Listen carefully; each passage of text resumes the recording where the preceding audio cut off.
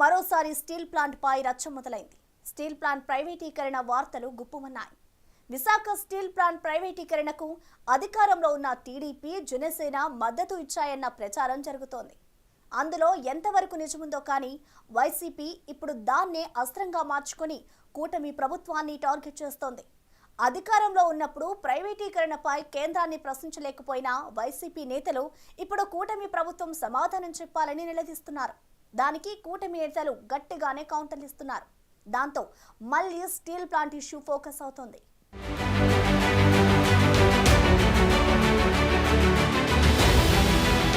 భారతదేశంలో మొట్టమొదటి తీర ప్రాంత ఉక్కు కర్మాగారం విశాఖపట్నంలో ఏర్పాటైంది. వైజాగ్లో స్టీల్ ప్లాంట్ ఏర్పాటు చేయకూడదని 1966లో అప్పటి కేంద్ర ప్రభుత్వం నిర్ణయించడం తెలుగు ప్రజల్లో తీవ్ర వ్యతిరేకతకు కారణమైంది. విశాఖ ఉక్కు ఆంధ్రుల హక్కు అంటూ వేలాది మంది విద్యార్థులు, కార్మికులు, సామాన్యులు రాష్ట్ర వ్యాప్తంగా ఆందోళనకు దిగారు. పోలీసు కాల్పుల్లో మైనర్లతో సహా 12 మంది నిరాయుధులు మరణించడంతో నిరసనలు హింసాత్మకంగా మారాయి. వైజాగ్ స్టీల్ ప్లాంట్ డిమాండ్కు మద్దతుగా 66 మంది ఎమ్మెల్యేలు, 7 ఎంపీలు రాజీనామా కూడా చేశారు. దీంతో కేంద్రం దిగిరావడంతో 1970లో విశాఖపట్నంలో ఉక్కు కర్మాగారాన్ని స్థాపించారు.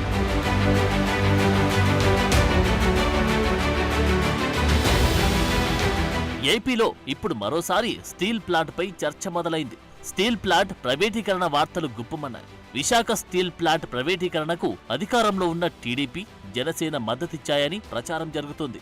వాస్తవానికి 2021లోని వైజాగ్ స్టీల్ ప్లాంట్ను ప్రైవేటీకరించడానికి కేంద్ర మంత్రివర్గం ఆమోదించింది.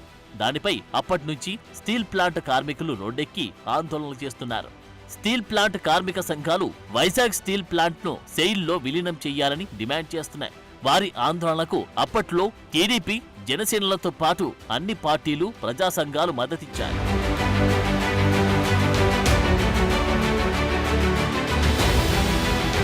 గత ఎన్నికల ప్రచారంలో కూడా టీడీపీ, జనసేనలు స్టీల్ ప్లాంట్ ప్రైవేటీకరణకు కట్టుబడి ఉన్నామని ప్రకటించాయి.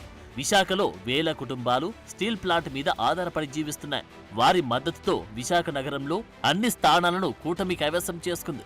ప్రైవేటీకరణ ఆగుతుందన్న నమ్మకంతో స్టీల్ ప్లాంట్ ఉన్న గాజువాకలో టీడీపీ అభ్యర్థి పల్లా శ్రీనివాసరావును భారీ మెజార్టీతో గెలిపించారు ఓటర్లు.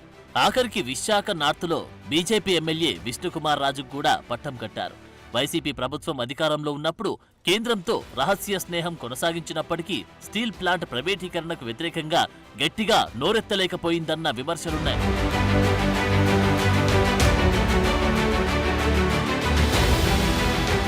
ఇక ఇప్పుడు టీడీపీ, జనసేన, బీజేపీ కూటమి అధికారంలోకి వచ్చింది.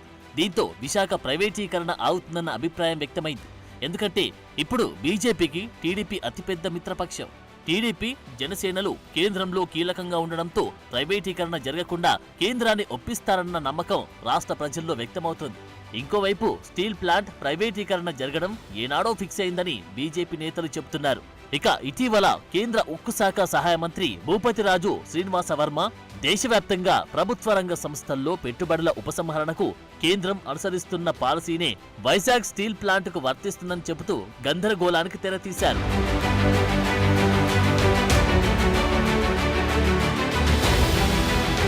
ఇటు వైజాగ్ స్టీల్ ప్లాంట్ ప్రైవేటీకరణ విషయంలో టీడీపీ ఎలాంటి యూటర్న్ తీసుకోలేదని మంత్రి నారా లోకేష్ అంటున్నారు. తాజాగా అదే అస్త్రాన్ని ఎక్కుపెట్టిన వైసీపీ నేతలు కూటమి సర్కార్ని నిలదీస్తున్నారు.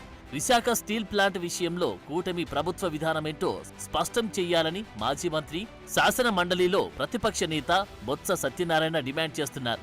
స్టీల్ ప్లాంట్ కు వ్యతిరేకమా కాదో చెప్పాలని డిమాండ్ చేసిన ఆయన ప్రైవేటీకరణను ఆపాలని మాత్రం అడగడం లేదు. కూటమి అన్న పదాన్ని మాత్రం నొక్కి నొక్కి పలుకుతున్నారు. రాష్ట్రంలో ఉన్నది ఎన్డీఏ ప్రభుత్వం, కూటమి ప్రభుత్వం. గొప్పగా చెప్పుకుంటారు, ప్రతి మాటకి కూడా కూటమి ప్రభుత్వం అని చెప్తున్నారు. ఆ కూటమి ప్రభుత్వం మీ తాలూకా విధానాన్ని మీరు చెప్పండి. ప్రైవేటీకరణకి వ్యతిరేకమా కాదా?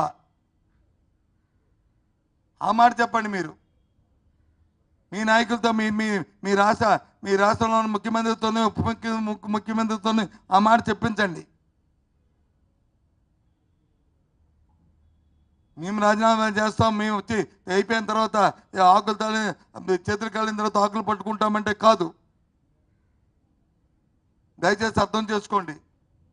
ఇది ప్రజా మనోభావాలతో మనం వచ్చి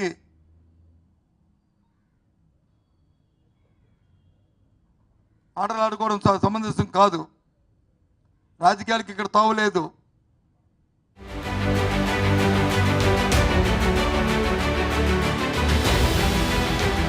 అధికారంలో ఉన్నంత కాలం స్టీల్ ప్లాంట్ పై మాట్లాడని బొత్స సత్యబాబు సడన్ గా సీన్ లోకి రావడంతో ఆయనపై మాజీ మంత్రి భీమిలి ఎమ్మెల్యే గంటా శ్రీనివాసరావు ఒక రేంజ్ లో ఫైర్ అయ్యారు. వైజాగ్ స్టీల్ ప్లాంట్ పరిరక్షణే మా విధానం నినాదమని స్పష్టం చేశారు. వైసీపీ దిగజారుడు రాజకీయాలు మానుకోవాలని, ఇలాగే చేస్తే వచ్చే ఎన్నికల్లో ఆ పార్టీ ఖాతా కూడా తెరవదని ఎద్దేవా చేశారు. పొద్దున లేచిన దగ్గర నుంచి వైసీపీ నాయకులు టీడీపీపై బురద జల్లే పనిలోనే ఉంటున్నారని విమర్శించారు. తెలుగుదేశం పార్టీ చాలా స్పష్టమైన దీంతో వైఖరితోటి స్టీల్ ప్లాంట్ కాపాడుకోవడం కోసం అన్ని ప్రయత్నాలు చేస్తూ ఉంది. మరి ఈరోజు కోడికి గుడ్డుకి తేడా తెలియని మనుషులు, లేకపోతే ఏం మాట్లాడుతున్నారో ఏమి చెప్తున్నారో లేకపోతే ఏంటో అర్థం కాని వ్యక్తులు కూడా ఈరోజు ఈ పార్టీల వైఖరి గురించి లేకపోతే మా యొక్క వైఫల్యాల గురించి ఒక అడుగు ముందుకేసి వాళ్ళు అన్నారు. నేనేదో రాజీనామా చేస్తే మళ్ళీ కోర్టుకు వెళ్ళి దాని మీద స్టే తెచ్చుకోవాలని ట్రై చేశాను. 3 సంవత్సరాల ముందు రాజీనామా చేస్తే 2 నెలల ముందు దాన్ని పదవైపోతున్నాక నేను మళ్ళీ కోర్టుకు వెళ్ళి దాన్ని తెచ్చుకోవాల్సిన అవసరం లేదు. అంత అమాయకుడు కాదు, అంత అజ్ఞాని కాదు నేను. అది కూడా తెలుసుకోకుండా ఈరోజు కోర్టుకు వెళ్ళారు కదా అంటున్నారు. కోర్టుకు వెళ్ళాల్సిన అవసరం ఉంటే నేను అసలు స్పీకర్ ఫార్మేట్లో నేను ఆ రోజు మాకు చిత్తశుద్ధి ఉంది, ఒక కమిట్మెంట్ ఉంది. అందుకే దానికోసం అటువంటి నిర్ణయాలు తీసుకున్నాం. ఈరోజు కూడా ఒకటే చెప్తా ఉన్నాం, స్టీల్ ప్లాంట్ అనేది మా గుండె చప్పుడే కాదు, తెలుగువాడి గుండె చప్పుడు, మా అందరి బాధ్యత. మీకు కూడా చేతనైతే సహకరించండి.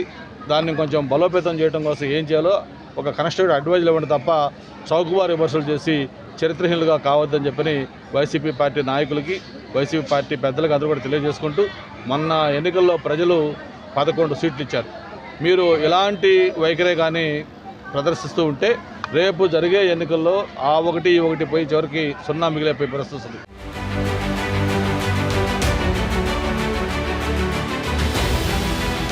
వైసీపీ ప్రభుత్వం ఉన్నప్పుడు స్టీల్ ప్లాంట్ పరిరక్షణ కోసం గంటా శ్రీనివాస్ రాజీనామా చేశారు. అయితే ఎక్కడ ఆయనకు మైలేజ్ పెరుగుతుందో అని 3 సంవత్సరాల వరకు దాన్ని ఆమోదించలేదు. ఎమ్మెల్సీ ఎన్నికల సమయంలో ఓటు హక్కు రాకుండా అడ్డుకోవాలన్న దురుద్దేశంతో అప్పటికప్పుడు గంటా రాజీనామాను ఆమోదించి స్టీల్ ప్లాంట్ కార్మికుల్లో హీరోని చేసింది. అలాంటి గంటా ప్రైవేటీకరణపై చేసిన వ్యాఖ్యలు స్టీల్ ప్లాంట్ కార్మికులకు భరోసా ఇస్తున్నట్లు కనిపిస్తున్నాయి. ఆ క్రమంలో ఆ సున్నితమైన అంశంపై CM Chandrababu, deputy CM Pawan కళ్యాణ్ల రియాక్షన్ ఎలా ఉంటుందనేది ఉత్కంఠ రేపుతోంది.